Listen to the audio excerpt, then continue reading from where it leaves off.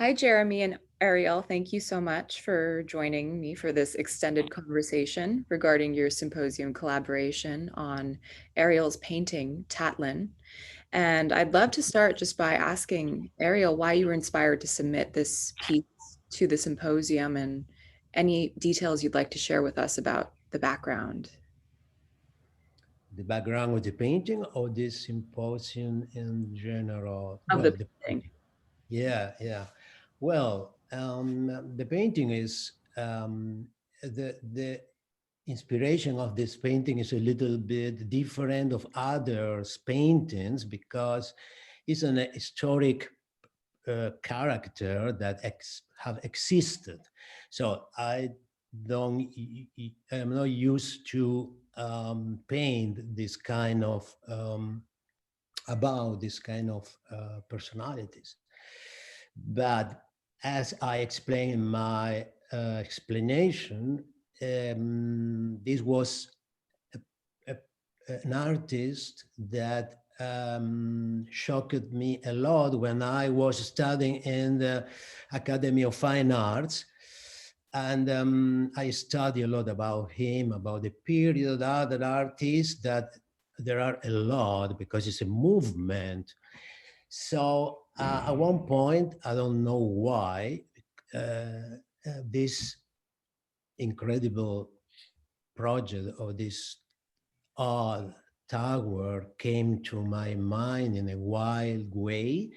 So I decided to paint this painting um, and without uh, any reference to photos or documentation. Is I wanted to be faithful of what I remember in the years, in the far off years of my academy. So this is this is the story. Then, of course, I decide to use this grace to put the tower far because it's like um, lost in the distance of Tatlin that is in the first place there, because it's already far also for him because it was never built. That is the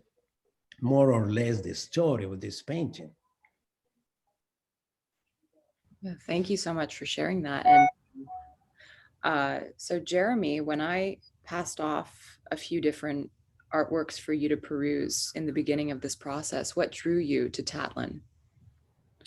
Um, yeah, so I think the first thing that I was attracted to, um, and I was thinking, of course, about what is going to inspire something musical, and it just to say at the outset, it's always difficult, I think, to draw one-to-one correspondence between visual works and musical works. But at the same time, there are things they share, and probably the most obvious is some kind of sense of form.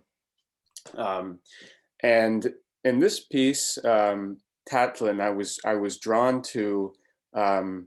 On the one hand, I saw it sort of in two senses. On the one hand, I was there was this kind of figurative, almost something kind of a, I think I described it when I wrote to you, kind of like a shadow of a landscape or shadows of figures. And at the same time, this kind of overlay of more rigorous geometry. And I was attracted to that because it kind of reminds me of the different elements you can bring to musical form. There are sort of figurative or expressive elements, which can't be rigorously described or notated. Performance, of course, is like that. And then there are the sort of the obvious elementary materials, which are, you could make a kind of comparative argument that they're geometrical in nature. And so I thought that it would serve as kind of a launching point for a musical piece. And just beyond all of that sort of thing, I was struck by the atmosphere of the piece, and I think that's maybe the most important thing. When, at least when I sat down to try to figure out what is the world of this musical piece, I wanted to convey something of the atmosphere, and I think that the piece had plenty of that, and so it was easy for me to get started just thinking what sorts of sounds and what sorts of what is the character of this piece and how does it reflect that? So those were some of my considerations, and I think because of the sort of the clear the formal clarity and the atmospheric strength of the piece, it was actually not so hard for me to not translate directly, but move towards a musical composition from this. Yeah, and I really loved the piece and the performance that you sent over. I don't know, Ariel, if you had a chance to listen to it yet, but I was really struck by this sort of, I mean, you were mentioning the shadowy component, and it really does feel like the atmosphere that you create with like the way that you use chords and you use different parts of different registers in the piano and pedaling also create this sense of shadowiness. And I'm curious if you, like, what was the process like for writing the piece? Like, Yeah, well, I'll just say at the outset that it was not notated. I kind of I sketched out, and as I was going about making a recording, I sort of tried various iterations. I sat down with a very specific idea, and I knew that I was going to use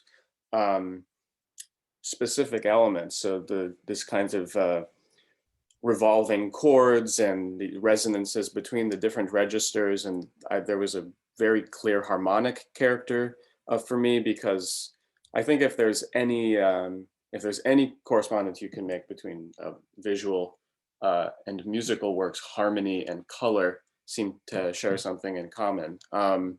So yeah, it's really quite hard to say, but I think I was liberated by not having to work to and from a score, and so as I was going about it, I would sort of you know look at the piece and the painting, think about it a little bit, and sit at the piano and try to work directly from that inspiration. And I think the last thing I'll say is that I think because the inspiration was a visual piece, I was conscious of not painting kind of a linear story with the music, but rather kind of trying to set up a world or a kind of musical environment that the music can live in. And so hopefully that impression comes across, and especially if people listen to the piece in conjunction with viewing the painting, they'll see some kind of correspondence between the two in that particular sense. So, yes. beautiful. Ariel, I'm just, if you have anything that you'd like to add, like, feel free to jump in. And if you, I don't know if you find any correlations between like what Jeremy's describing, his process and yours, or not, but like, just feel free. Yes, I had a couple of questions, but the first he already answered. It was very good and very interesting. Second is, okay, I heard the music and I like it a lot. Really, I like it a lot because I saw the painting. The painting is there for many reasons. First of all, because as Jeremy says about atmosphere, so I think it's very interesting that there is no notation is in that moment. That for me is very important, because also because now I am in this project, is a comedy, is about that moment that happened, things very important. But the question is this: even if has no notation, I would like to know if the music has a tonality, a key, because I would like to know the tonality of my painting. That's a good question. Actually, I find generally sometimes when I write, I do notate things, especially if I'm writing for different people or people who are not a group that does not include myself. But in this, often when I write for the solo instrument, I like to liberate myself from the notation. And one reason is that I'm frequently drawn to physical parts of the piano that for some reason, you know, I'm attracted for whatever reason of muscle memory or I don't know, nostalgia for some chords or, you know, this corner of the black keys or the white keys or something like this. And in this piece, there's no one tonality per se, but I was very much drawn to and I don't know exactly why this is, but for whatever reason, I was drawn between kinds of harmonies which live exclusively on the black keys and then harmonies which live exclusively on the white keys. And then I was trying to sort of bring them together in this particular way. And I think maybe if you yourself sat down at the piano, if you were next to one and you did this, you might hear some of these same sounds. Yeah, so I think maybe that's something of a oversimplification. I find it generally sort of hard to describe things in these terms, but yeah, I think for sure when I sat down to start working on this, I heard a very clear sound world, if you could put it that way, and yeah, and there were very distinct kinds of colors that I mean, blue in particular for me always attracts me to like certain sounds. I don't know, like D flat and F minor and things like this. But I mean, it's not quite so simple as any of that. But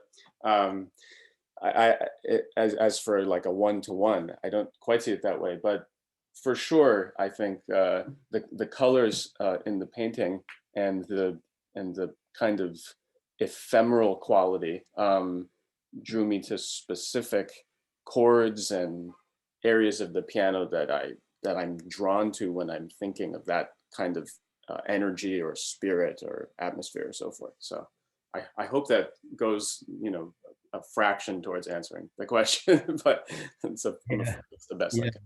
Thank you. Thank you. Sure. Well, thank you both so much. If there's anything that we haven't covered yet that you'd like to add, feel free, but I'm just really excited to share this with our audiences, and I wanted to thank you both for your participation. It's a pleasure. It's really great. Yes, also for me. Thank you very much. This is a great experience for me. Thank you. Thank you. It's a pleasure. And yeah, I'm so excited to release this.